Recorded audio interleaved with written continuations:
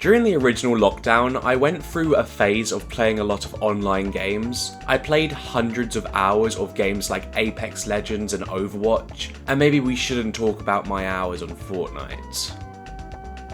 And that's all I played for most of the lockdown period. But by the end of 2020, I found myself burnt out on online games. It felt like I was playing these games because I needed to, rather than because I wanted to. So I took it upon myself to play a few single player games, and it led me down a rabbit hole that I could have never predicted. Games like God of War, Red Dead Redemption 2, Spider-Man, and even the Resident Evil games that I would have never even thought about playing before 2020.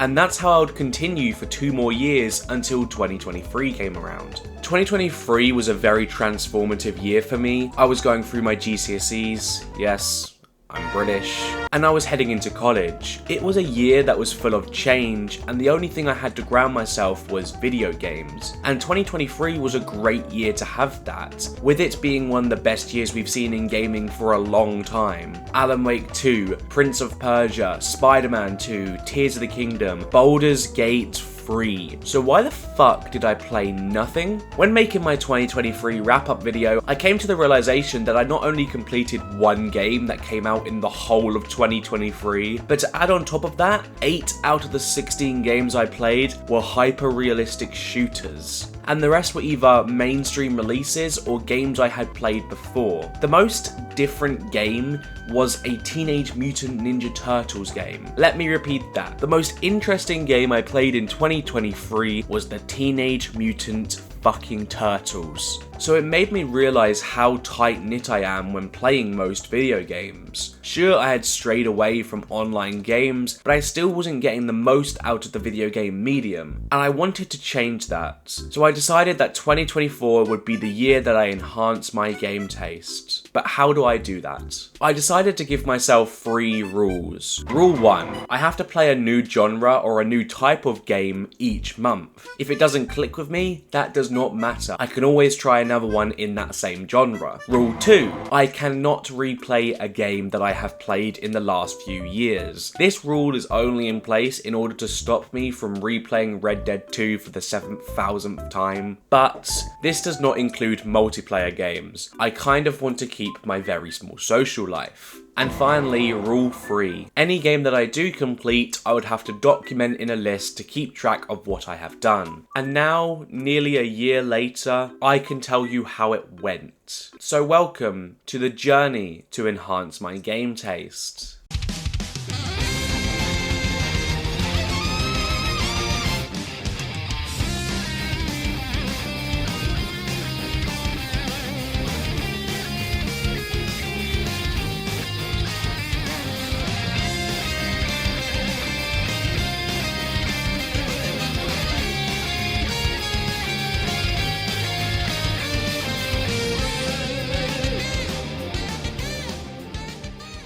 So how did I start off my new year to enhance my taste in video games?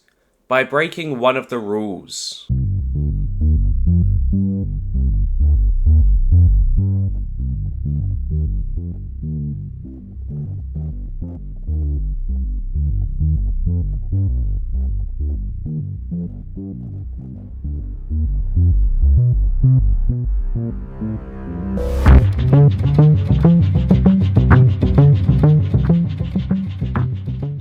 I actually did play Detroit Become Human back in 2020 during the lockdown period, when I got a month free on the now very dead PS Now. But the problem was I wasn't able to finish it before my subscription ran out. Over the next few years, I just never really got around to finishing it. I even bought the game in 2021, but never even put the disc in. But at the start of this year, before even starting this challenge, I restarted Detroit Become Human and finally got around to completing it. If you don't know what Detroit Become Human is, or DBH, it is a choice-based game made by Quantic Dream, probably best known for the one game Heavy Rain. You know, Jason!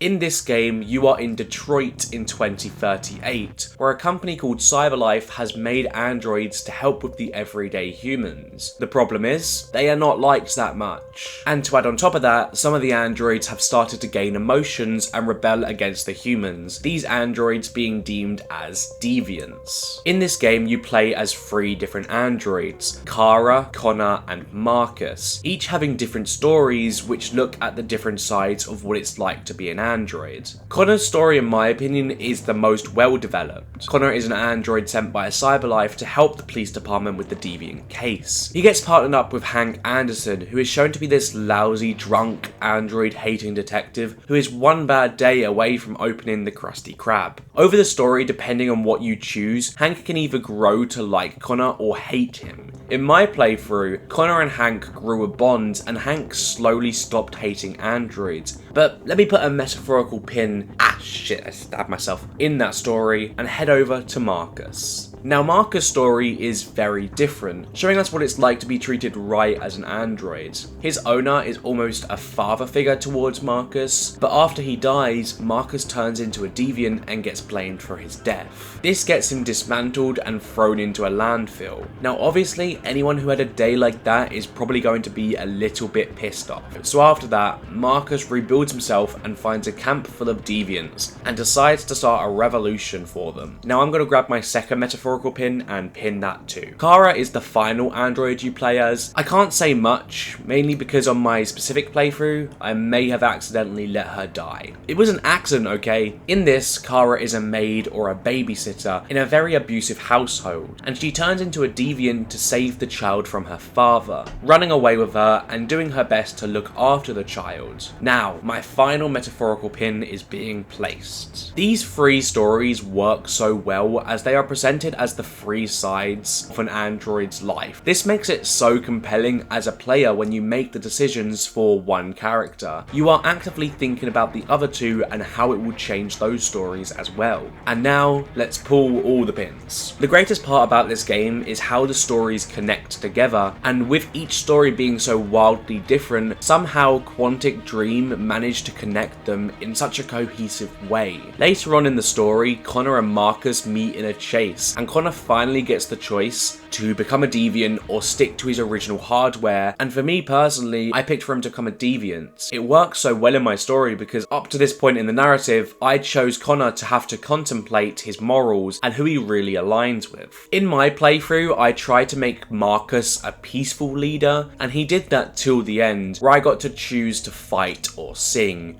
Yes, you heard me right. Sing. So obviously I chose to sing. Who do you think I am, James Bond? And somehow I got the good ending. For some reason they saw the deviants singing and the whole of Detroit changed their opinion. They won. With the power of song.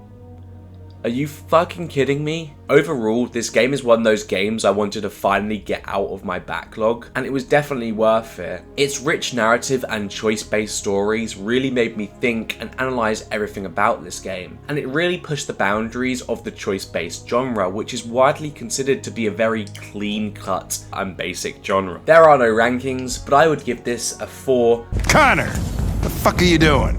Out of 5. But after that, I went on to make the 2023 video, and that's where I actually came up with the idea. And so I started searching for my first game in this test. Around the same time, I finally had enough money to get myself an Xbox Series X. So I wanted to play a game on that, and I only really had 2 choices. Halo Infinite, which is an incredibly expensive game, which I would not understand because I haven't played any of the other Halos, or Starfield, which is Starfield. Both of those games weren't what I was looking for when I was thinking of something different, so I was out of luck. Until I was scouring through Xbox Store one day and found a game that checked all 3 boxes.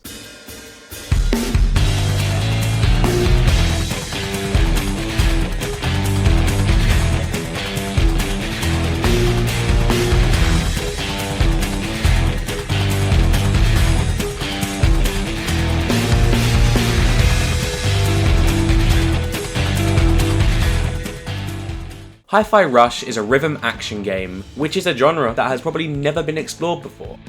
I can't check that, you're just gonna have to believe me on this one. In this game, you follow this man, Chai, who tries to join the Vandelay Project Armstrong, which is a project where they enhance humans with robotic things. I don't know, it's Hi-Fi Rush, don't look into it that much. But after his iPod drops in the machine, he is now making me feel really old for remembering the fucking iPod. And he's also doing everything in rhythm, which is equally as important. So Vandelay labels Chai as a defect, and now Chai has to fight his way out. The greatest thing about this game is just how inventive it is. The game heavily incentivizes you to follow the rhythm, and you get rewarded for hitting the attack button on rhythm. And literally everything in this world is in rhythm. The machines are in rhythm, Chai's walk is in rhythm. You stop walking, the motherfucker starts clicking in rhythm. This is done simply to keep everything on beat, and it helps you as the player know the rhythm so you can get those sweet reward points. And the creativity doesn't stop there. Every level has something new or something fresh involved. This is first done with the game mechanics about an hour into the game.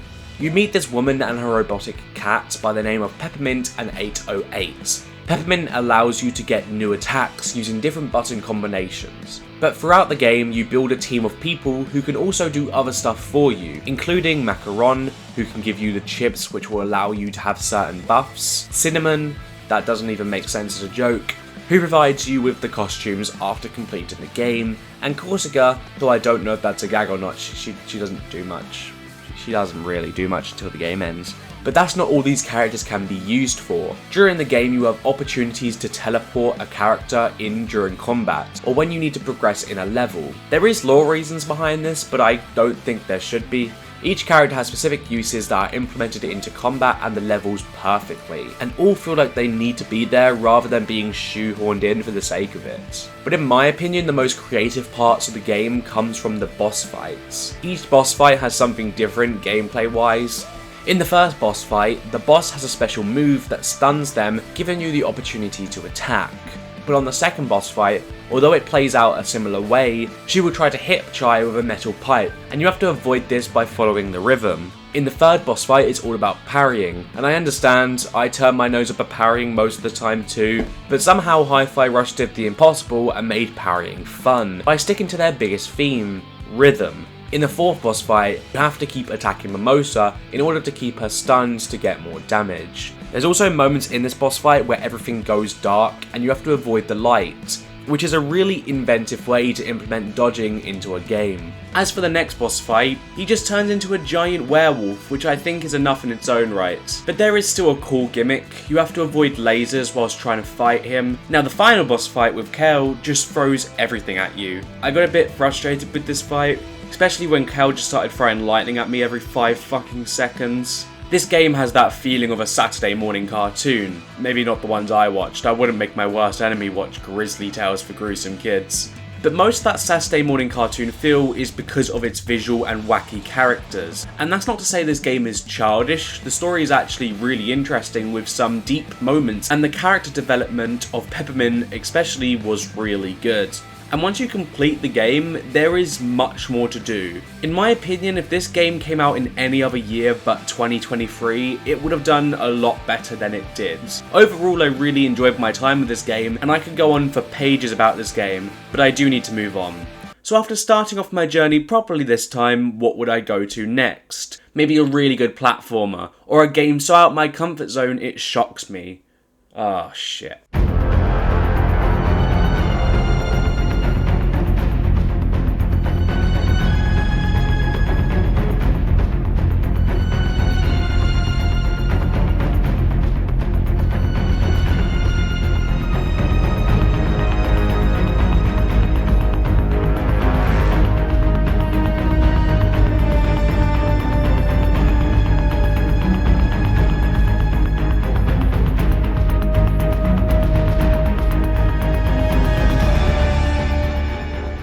Batman Arkham Knight isn't an amazing game. Ah, fuck. Batman Arkham Knight is a game that I have been meaning to play for quite a while, and with the Suicide Squad game coming out soon, I decided to finally play it. And to be fair, the game's story is amazing. This look into the character that is Batman and Bruce Wayne's slow descent turning into the Joker is genius. In fact, one of my favourite things in this game is that the Joker is always in Batman's head, very reminiscent of Johnny from Cyberpunk in my opinion. The way the story and the game shows Gotham City is amazing, and you can explore this whole city freely with tons of side content to explore. The combat in this specific game is ingenious. It uses all the great parts of the previous game's combat and then adds a whole new layer on top of that. And it's always cool with Batman's gadgets. Practically all the iconic villains are in this game. Joker, Harley Quinn, Scarecrow, Penguin, Riddler, and even Arkham Knight, who turns out to be someone very iconic too. The game's graphics are some of the best I have ever seen. This game genuinely looks better than most PS5 games. I don't know who at Rocksteady made this game look so good, but they need a raise. Everything about this game is so well done and perfect. And then the Batmobile turns up. I hate this thing with a burning passion. How do you turn one of the most objectively cool vehicles into something this bad? I'll tell you how. To turn the Batmobile into a tank that has poor mechanics, the controls feel slippery, the cannons feel slow, and it's just purely unfun to use. And fair enough, one bad mechanic might knock it down a few points if you have to use it a couple of times. The Batmobile is in way too much of this game. I would argue more than the actual combat. You want to complete a puzzle? Batmobile. You want to track someone? Batmobile. You want to do a cool boss fight that the game has been hyping up for the last 10 hours? You can. After you've destroyed 5 tanks and the boss tank with the Batmobile. I would rather Batman drive a fucking Pontiac around Gotham, because at least then I wouldn't have to use the shitty tank mechanics for 5 seconds. As you can tell, I may have a disliking for the Batmobile. The mechanic is so annoying, to the point where it brings this otherwise 9 to 9.5 game down to a 5 or a 6.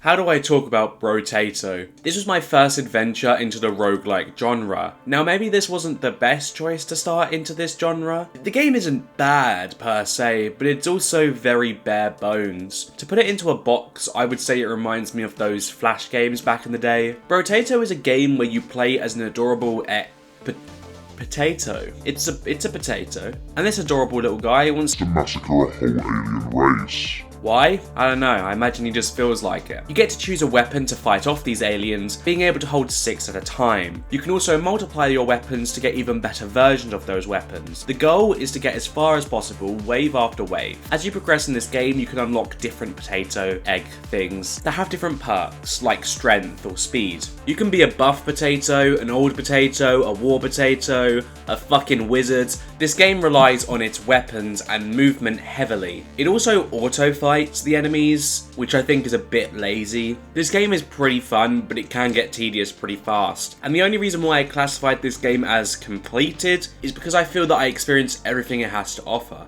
For what the game is and the price it's at, I would say it's worth it, but it can get pretty repetitive fast. But it definitely wasn't the one to get me into the roguelike genre, so I probably will have to try again later.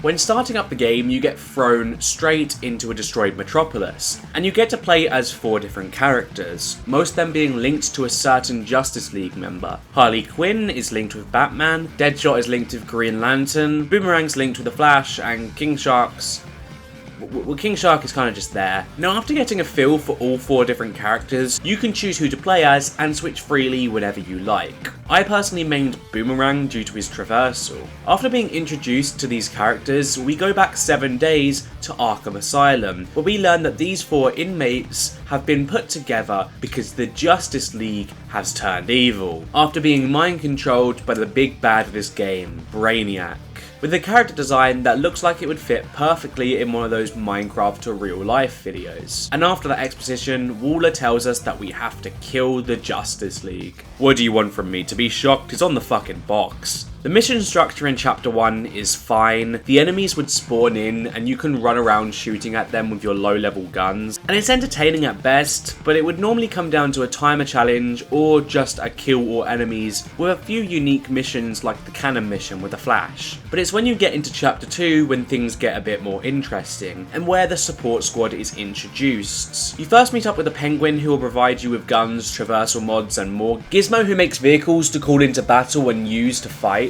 Hack, who is essentially the skill tree of this game. You also get to meet a new version of Poison Ivy, or just Ivy now, who will make your weapons have freezing abilities, which is a weakness to the enemies. And finally, Toyman, who makes tech to stop the Justice League and can modify your guns as well. I will give Rocksteady credit, these characters don't just feel like shallow systems, they feel like real characters in the game and story. But after the support squad is formed, you finally are powerful enough to fight the Flash. As for the actual gunplay before and after the Penguin, it does feel relatively nice. Although after I found the right build for my character, it really didn't make me explore any other variations. But the gunplay is interesting enough and works quite well in the game. The talents or the skill tree of this game is another important thing. Each character has different and unique talents to them, and Boomerang was still my favourite in this regard. His ultimate, or whatever you call it, was really effective and did look quite cool, and stuff like his multipliers and his boomerang perks are also why I chose him.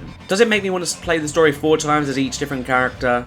No, but it leaves enough variety for your choice of character to actually matter. Metropolis is a nice open world. It has some unique areas like the Hall of Justice, the LexCorp building, and a few Superman statues scattered around the place. And the environment also does tell a story. You can see the remnants of what was going on before the invasion. It's also really cool to see the tentacle arm thing crossing over the open world, and it's great to traverse around. My main problem with this world is just how empty it feels. I get the lore is that all the civilians are aliens, but the Arkham Knight has a story where all the civilians are gone, and that open world feels nothing but full.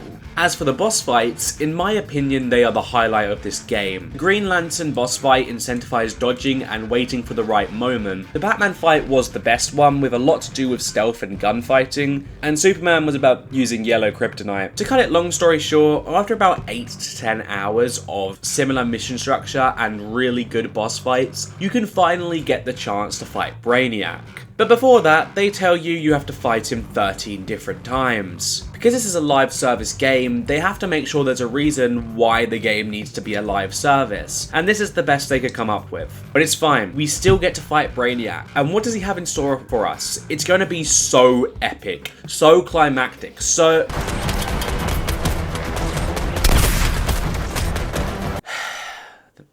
They reskinned the fucking Flash boss fight.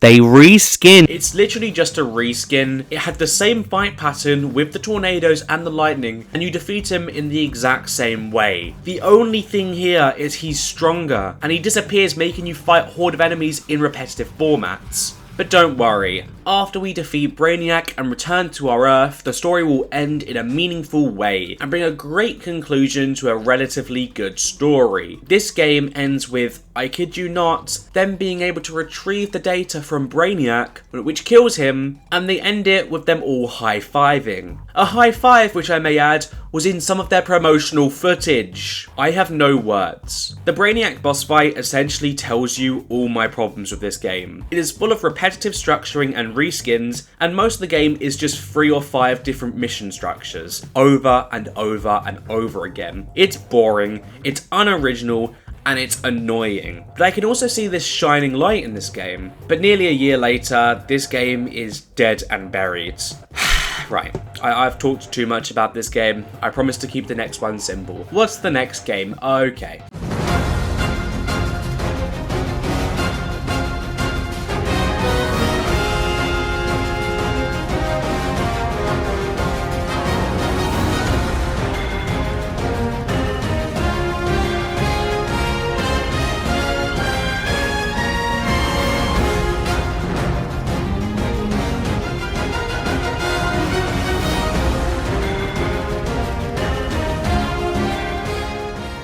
Final Fantasy VII Remake is the only game this year I actually started in 2023. I started playing this in November and I dropped it because of OG Fortnite. Okay, sue me. But I came back to it in February to keep going from where I left off. Final Fantasy VII Remake is, no surprise, a remake of the original Final Fantasy VII game. Now, I have not played that game, so I was going into this game with fresh eyes, and I really enjoyed it. The story of this game is really good, focusing on the enclosed city of Midgar, and the higher-ups controlling the city. We follow the character Cloud, after getting entangled in a revolutionary group called Avalanche. This game's story is really good, and with the highlight being the characters. Each and every character has a clear personality and motives, which I think really elevates the game's story. The game's story has two strands, Shinra and the Fates, which perfectly weave into each other by the end of the actual game. Although the narrative has a satisfying start, middle and end, it's also very clear that the writers are trying to keep this as an Act 1 in an overall narrative. This game is considered an RPG, and I mean, yeah, sure it is, but I could also consider Sonic a DUI. This game does switch between characters, and you can use potions and special moves, but you don't necessarily need them. You could easily beat the whole game with just the hack and slashing. This is clearly a baby's first RPG, which is good for me, but isn't good for more veteran RPG players. The world of this game is very well imagined, and with the beautiful next-gen graphics, it really opens up this steampunk world. But it can get very boring and repetitive to traverse the world due to this, which is exactly what the game is trying to portray, which is fine, but when getting to chapter 6, where there was a ton of colour and fun things to do, it was a huge contrast compared to the rest of the game. The world in this game is also very restricting to the point where there was nearly no exploring, except from the set paths given to you. Overall, this game has some flaws that are very annoying, but the stuff I like heavily outranks the bad stuff, and it's another type of game that I can cross off my list.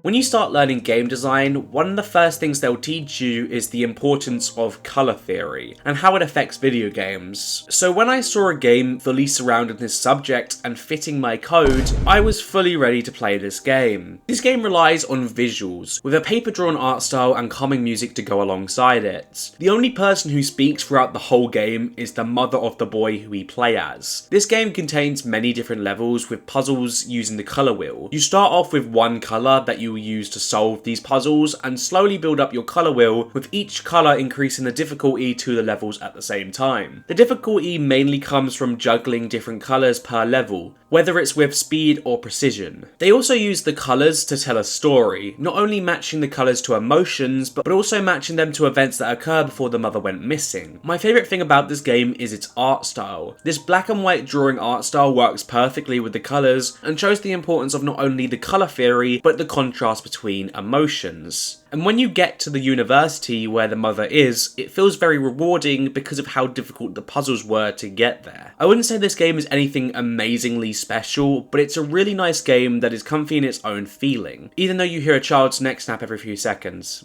It's really graphic.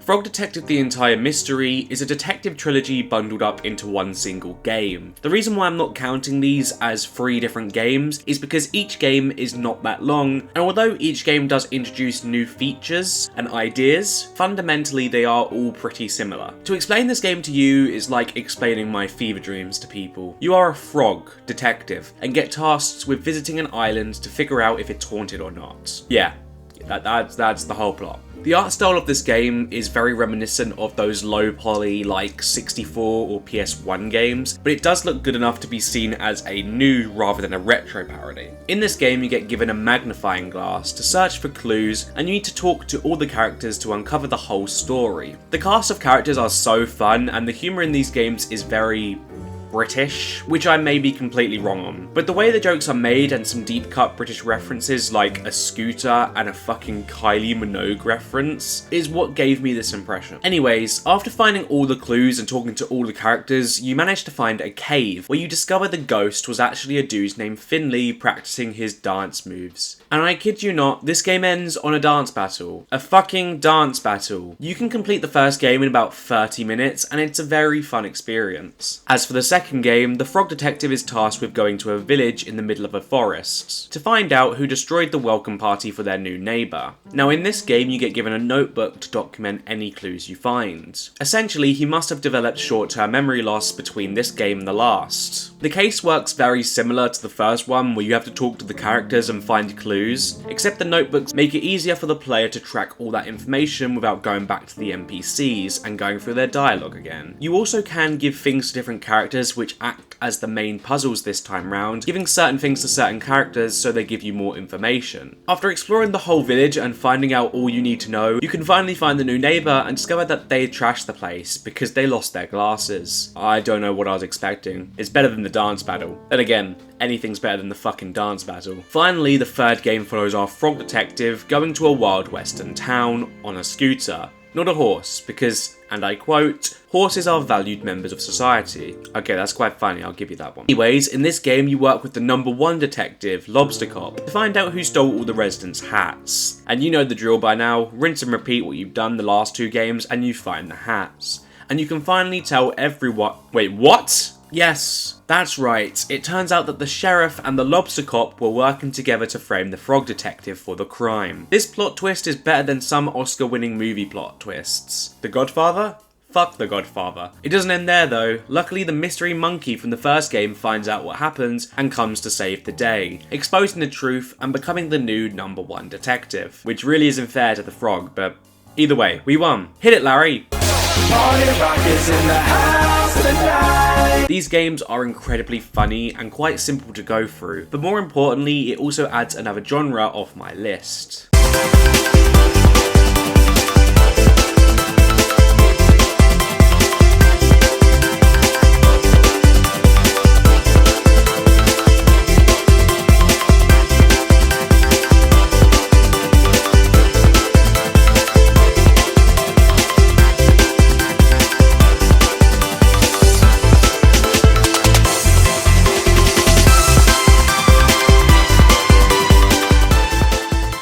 No, not that kind of Toree. Let's talk about Toree 3D. Toree 3D is a Nintendo 64 inspired 3D platformer. It's an incredibly simple and cute game, with each level giving a little bit more of a challenge to the player. Wind turbines, enemies to avoid, slippery ice, and moving vehicles to jump between. And when you go into level 5, wait, haven't I played this before? Yep. This game is not as cute as you think, because as you repeat the same 4 levels again, things become more twisted and evil, as if a glitch has found its way into the game. I ain't gonna lie, I did not research this game, so when this happened, it was fucking terrifying. But in the end, you need to defeat the glitch by completing one final level. Toree 2 acts in a very similar way with different levels this time, but the exact same premises. Whatever I said about the first Toree reflects the second Toree. Both games are incredibly charming and have a fun art style, and an analog horror feel. For £1 each, maybe even less, these games are a short but worthwhile experience. But finally, after spending the most of February playing shorter games, the time came for the one game that I was waiting for.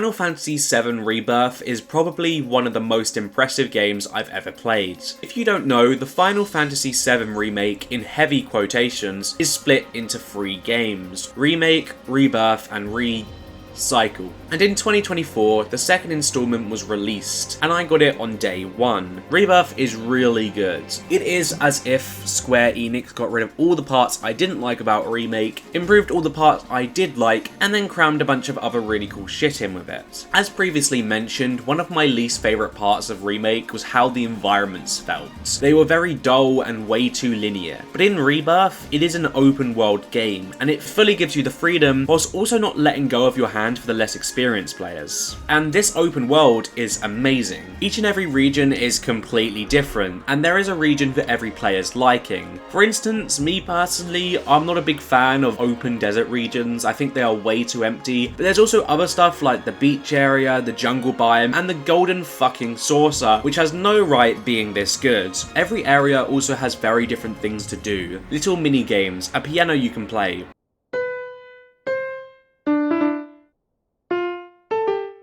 terribly, and even a card game called Queen's Blood in almost every region. Queen's Blood could be a game in itself. I would buy this for like 30 to 40 quid if Square Enix wanted to make a fully fledged game on this. This story is also very well done. It explores every character's backstory or ongoing stories in incredible depth, whilst also continuing the narrative from the first game. Most games, if they attempted this, would fail miserably, or 1 or 2 characters would have more shallow stories compared to the rest. But all of them got their due time, including the new characters joining the team in this game. I'm a big fan of Cave Scythe. I don't care what he did. I forgave him as soon as he did it. The overarching story is also really good. In the last game, we were kind of just blindly hating Sephiroth, but in this game, they actually give you a reason to hate him. It also gets the players asking why Sephiroth would change so suddenly, with Cloud going through seemingly the same thing Sephiroth went through. And the ending to this game, which I won't spoil, is just... Square Enix, I'm invoicing you my therapy bills. People also told me if I hadn't played Crisis Core, I wouldn't understand the story. And I tried to play Crisis Core, but that game is annoying. And yet I understood the story perfectly fine. Maybe it would have elevated the story, but in my personal opinion, you only really need to play the remake and the integrated DLC, not an old PS3 game and 3 fucking mobile games. The side content of this game is also huge. There's enough side content in this game that it's practically the same length, maybe even longer than the actual story. And if you don't explore some of the side content, you will just miss out on huge plot devices, which I assume will be good for the next game. But the biggest improvement is the combat. If you remember what I said earlier about Remake, you could easily beat the whole game with just the hack and slashing. You could not do that this time round, which I found out the hard way. About 5 hours into this game, I felt like I was ready to move on to the next region. After I reached the end of the region, a boss fight ensued. Now, me being the idiot that I am, I assumed this would be just like the Remake's combat system. I proceeded to get my arse handed to me multiple times. I died so many times that I finally understood what people meant when they said they wanted to throw their controller. But after doing all the side quests in the region and a lot more deaths, I was able to beat the boss. But it taught me that this game relies a lot more on strategy like other RPG games. You will not beat a fight without potions, or using moves from each character's, or even synergy moves and special attacks. All of these things come in handy when you're fighting the bosses. It essentially forces you to figure out which characters you fight best as in a team, which in my opinion, although it was frustrating at first, I think was the right decision, as I felt much more rewarded in beating the bosses than I did playing Remake. This game is also the first game since the launch of the PS5 that I think truly shows off the power of the PS5. I prioritised better graphics over frames as I wanted to see how good this game would look, and it is genuinely beautiful. The environments and the amount of detail that goes into them is genuinely incredibly impressive. This is the best looking game I've played on the PS5, and my one problem is, at least when I played on launch, the quality changed more times than the tone of the family Christmas dinner. 1 second this game will look amazing, the next it will look mediocre, and after flopping around all game, the final scene of the game looks better than any game I have ever played. I can see the felt on Yuffie's shirt. Where was the felt 10 hours ago? When I was watching this final scene, there was a thought in the back of my head, where I was just thinking, why didn't the whole game run like this? Which is annoying considering how good the game is. Overall, Final Fantasy VII Rebirth is an amazing game with a beautiful story, and the fact that this was made in only 4 years is a fucking miracle. Hopefully the Square Enix devs will get their well-earned rest for a few hours until they're told to start working on the final one. I don't know when Final Fantasy VII Remake Rebirth 3 will come out, but I'll definitely be there, and hopefully it looks like the final scene the whole way through.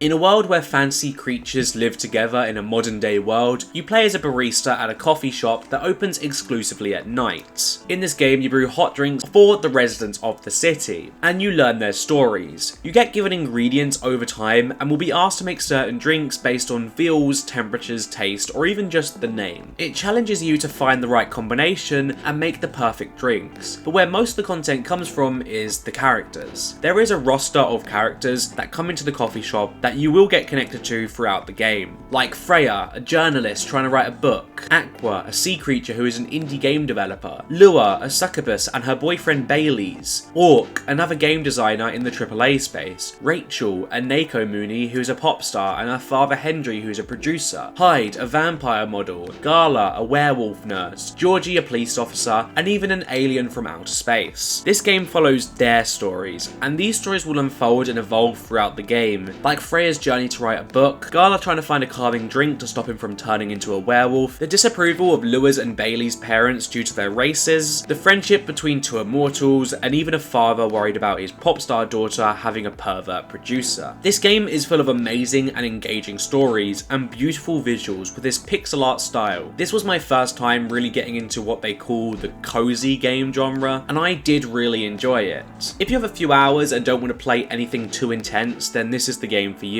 As for the sequel, Hibiscus and Butterfly, it is relatively similar. It follows a few years after the first game and has the same cast of characters with a few new additions, including Lucas, a satyr who is a Riona, a banshee who is a podcaster, and Amanda, another alien from space. This game is very similar to the first game, but with more brews to handle, while still giving the same challenge the first game did. The game has new things to do, like handling forgotten items and looking through social media, and as you build up your friendship with these characters, more gets revealed on their profiles. This game's stories are on the same level as the first, but longer and more developed, with a few of them carrying over from the first game. For example, there's stories to do with ghosts, achieving your dreams, and the constant development of Lua and Bailey's relationship, and even something bigger at the end of the game. This game gives you the same feel the first game does, and genuinely makes you feel as if you're a barista hearing about people's lives. Both games also have extra content, like an endless runner, where you have 2 minutes to make as many drinks as possible, with each one you get right adding another 21 seconds to the clock. The goal is to make as many drinks right as possible before the time runs out. There's also art and comics you can look at in the game, and I got all of this for about 25 quid, and I'm pretty sure it's even cheaper on Steam. If what you've seen here today is interesting to you, I would 100% recommend this game to anyone who likes cozy games, or you just want to chill out making virtual drinks.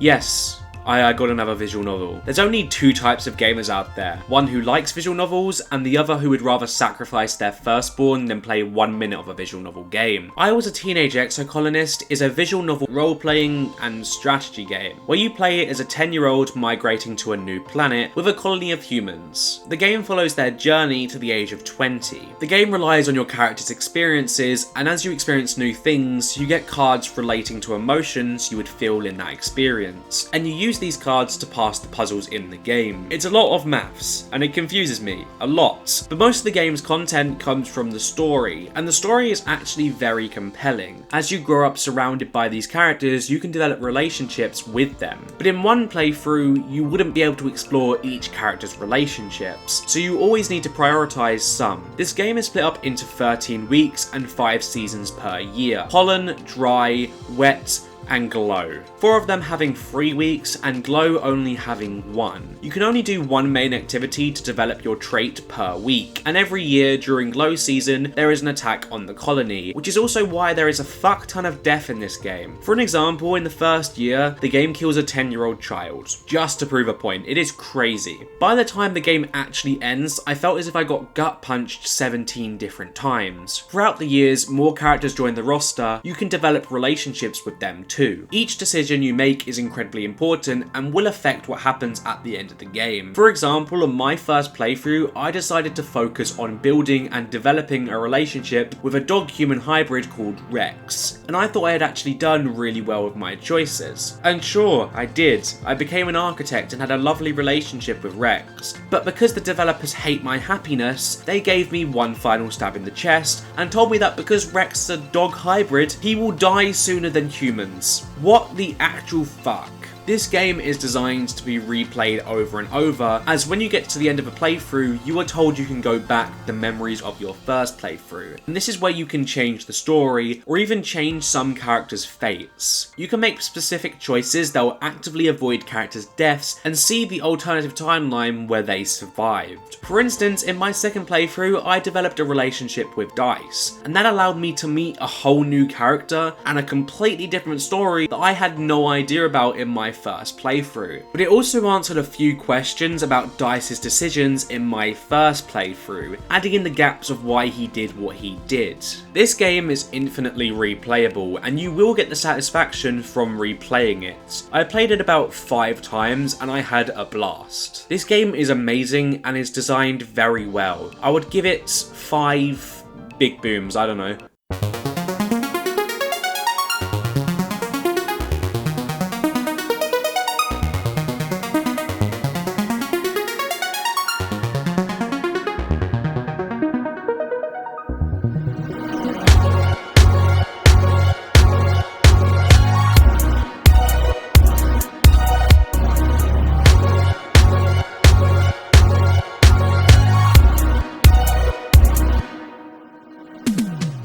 Are OFK is a game following the forming of a group called OFK, a real virtual indie pop band. I didn't know virtual musicians were a thing. Is that what Hatsune Miku is? But I didn't really enjoy my time with this game. Don't get me wrong, I'm not saying this game is bad, I just couldn't get into the game, and that was really annoying to me. I wanted to like this game, and I wanted to like the story, but I just couldn't. When I was playing the game, I admitted I didn't like it that much, but I decided to play through and finish the game to see if my opinion would change on it. And I'm sorry to say, but it didn't. It just never clicked with me, even when it was done. But there was some shining lights, like the music videos at the end of each chapter. They were actually pretty cool and were designed really well. And when that little spy game happened, I really enjoyed that. This game has so many good ideas, and the ones that work amazingly. But the ones that didn't work fell flat on their face. The story is fine and has characters that develop over time, but they didn't really click with me like other game characters have. I think the only story I was really interested in was Carter's, especially when they went out to the desert area in chapter 3. Maybe this game is better for people who are more interested in the virtual musician scene, but for me personally, I just couldn't get into it.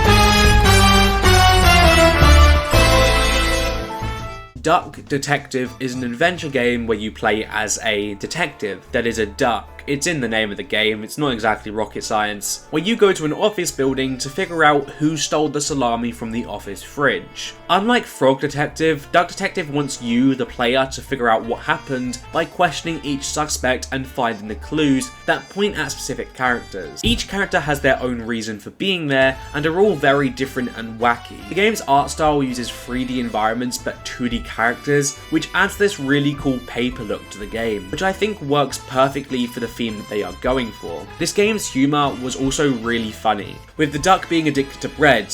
That's fucking hilarious. And him talking to himself like he's in some 1960s detective flick. It meshes perfectly with the themes of the game. Rather than letting you gather clues and then the game automatically telling you who the culprit is, it makes you gather the clues and then you, the player, have to use those clues to figure out who you think the suspect is, which is a breath of fresh air over a lot of other detective games. The game is compelling, funny, and interesting, but it also doesn't overstay its welcome, being only around 1 hour 30 minutes. I played this game in between breaks when I was redecorating my room, and I had a lot of fun with it. It's another cozy game that I think was worth the play, and I can't wait for the sequel this year.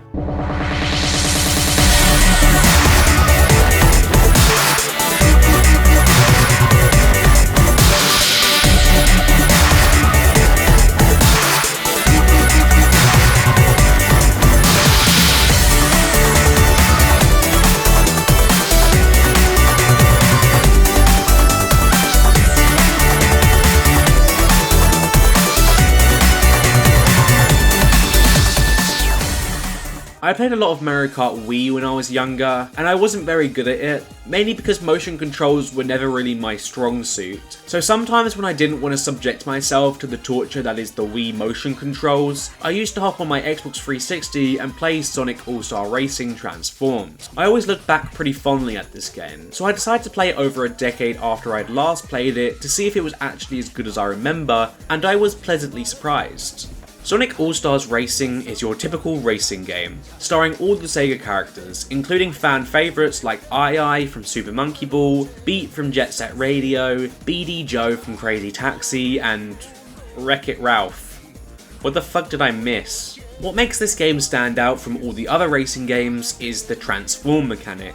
Oh my god, that's the name of the game!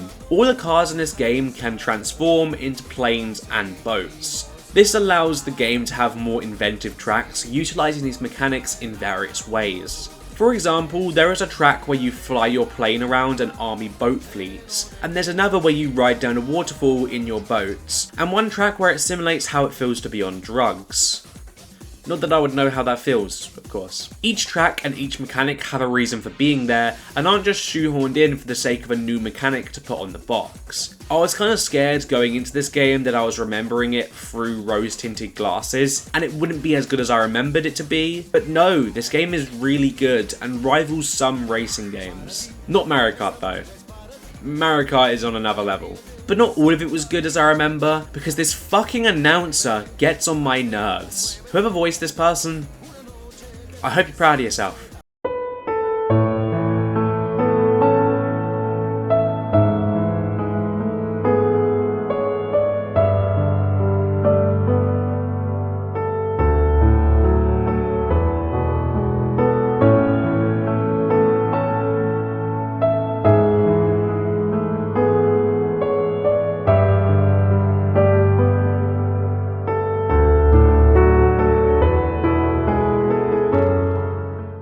Until Then is a narrative game following a group of secondary school children in the Philippines. This game focuses on many storylines like love, grief, music, but the overarching one is the end of the world. Most of the gameplay comes from the environments and the story, and they are beautifully done. This game is a 2D game, but the environments are made out of 3D objects, giving this really unique art style that only some games can really pull off. The game has what I would consider 5 characters that matter the most. Mark, Nicole, Kathy, Riddle, and I guess Louise? Each with stories of their own to adventure through. The main story between Mark and Nicole is emotionally very deep, following Mark and Nicole and their separate yet very familiar stories. Nicole is trying to process what happened to her best friend, choosing to believe people going missing when it rains and they're alone. and Mark, who can't accept his own story, chooses to try and believe this as well, and help Nicole unravel the mystery. The game's story is incredibly compelling and emotional, but when you get to that plot twist, mwah! Chef's kiss. This game tells a heart-wrenching story, and to show how much people can be affected if death takes a loved one, especially when you're at a young age, and until then does it in such a human way. The other character stories, although at the surface aren't as dark, end up sometimes being even darker. Kathy's story and how it's told is so well done, showing the whole idea of not everything is as it seems. When you as the player find out what happened to Kathy, it is heartbreaking to say the least. The sound design in this game is amazing. Due to the fact that all of the dialogue comes through text, everything you hear is through the environment and music. The environmental sound design is probably some of the best I have ever heard. The sound of fans buzzing in each of the classrooms, children screaming and talking in the hallways, the echoes of footsteps, and even the sound of rain crashing down. It's really impressive how well done the environmental sound design was done. This game's music is also such a standout too. Some pieces of music have different tones to others, and the way it is used in the story is even better. A lot of the music is made with piano, as it's a big theme in the game. If you don't want to play the game, I at least ask you to go to Spotify or, I don't know, Deezer, and look up this soundtrack. It is beautiful. Obviously, don't actually go to Deezer. Nobody uses Deezer. As the year went on, I slowly stopped completing as many games. This was due to my life speeding up, meaning I had less time for video games. And even when I did play games, I was playing with my friends, or the games I was playing either didn't captivate me enough to finish them, or I didn't have time to finish them. But as the end of the year drew closer, and the Game Awards season was upon us, one game captured my attention the most, and I decided to give it a go, to hopefully check off a genre on my list that I have been trying to check off since the start of the year.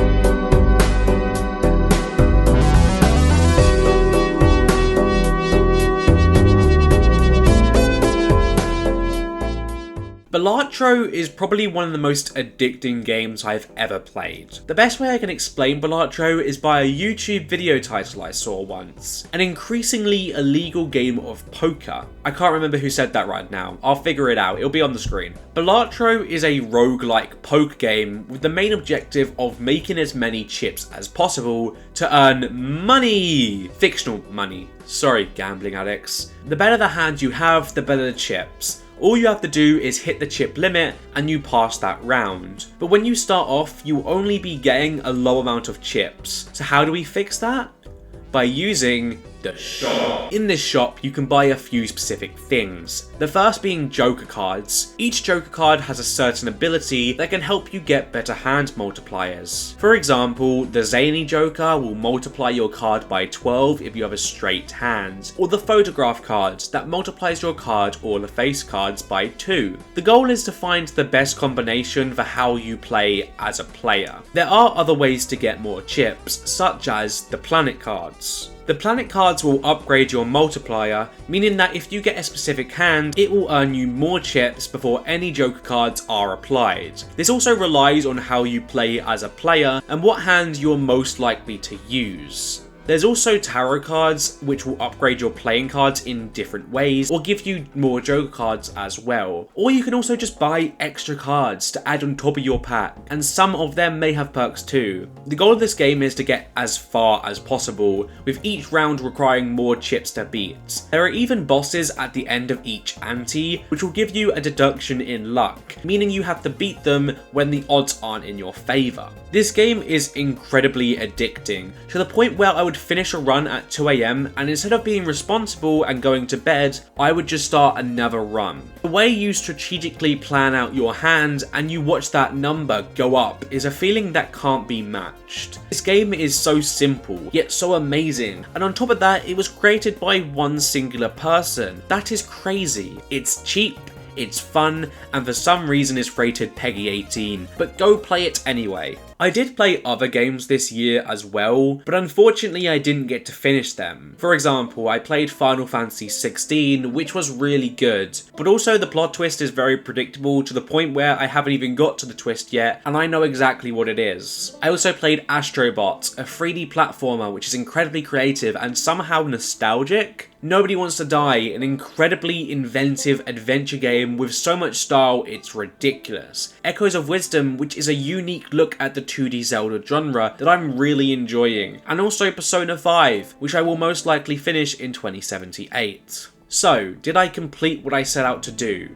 Yes and no. No, I didn't actually complete 12 new genres, but the genres I did play completely enhanced my taste in video games. I started seeking out newer games I would have never even considered before 2024, whether it's a certain genre or a certain company. And I know I joked about how many visual novel games I played, but I found a genre I liked, and I decided to seek out games in that genre that used other genres to enhance the visual novel experience, which then allowed me to play more games in a different genre. Sure, before this year, I played experiences that I truly believe were great, but this year made me remember why I fell in love with video games in the first place. The creativity it takes just to make one game, and how the designer can portray that to the player in so many different ways is unique.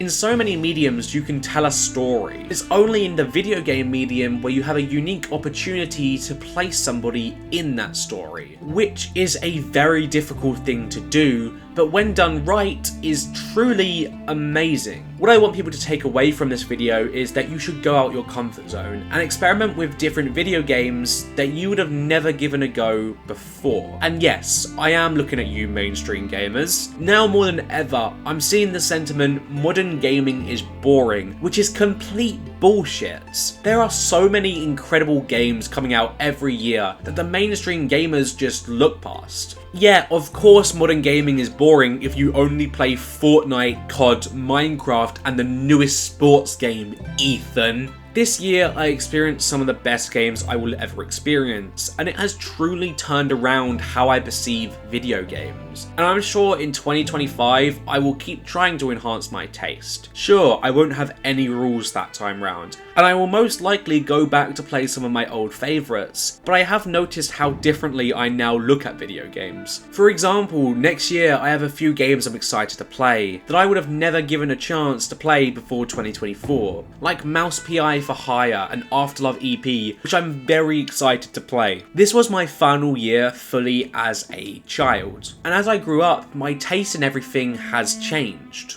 And yet, video games have stayed a constant staple. But my taste continues to evolve, and I'm ready for a new year of new video games to play. But I have to finish this video first, and hopefully this comes out before 2025. Or at least January.